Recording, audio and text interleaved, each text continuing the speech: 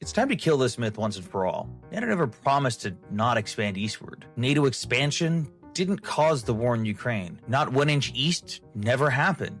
It's just false, and even Russia admitted to it. People love to bring up this supposed promise to Russia. They'll tell you that NATO broke some secret behind-the-doors deal that was so secret that it wasn't written down, but it's also somehow so public that, well, everybody knows about it, but they can't prove it. So here's the truth.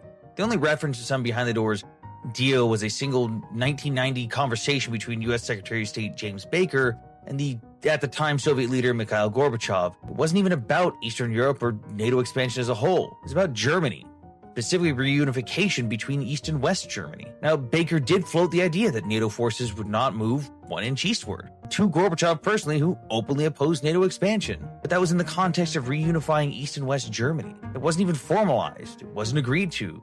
Gorbachev, the man who openly opposed NATO expansion, he later confirmed this himself, that no such promise was made. Not in writing, not in policy, not even a buddy-buddy verbal agreement behind closed doors. The man himself confirmed it as a myth in both videos and written interviews. Today, people ask me why it was not stipulated in the treaty that NATO must not expand to the east.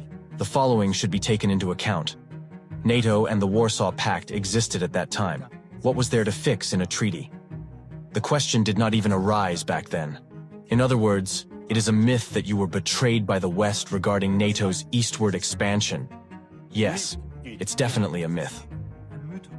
But here's the real nail in the coffin. Firstly, even if that promise had been made, it would have been made with the Soviet Union and not the newly founded Russian Federation. And second, the most important part, in 1997, Russia signed this document here, the Founding Act on Mutual Relations, Cooperation, and Security between NATO and the Russian Federation. It spells out, in black and white, that Russia recognizes NATO's right to expand and that NATO will continue to do so.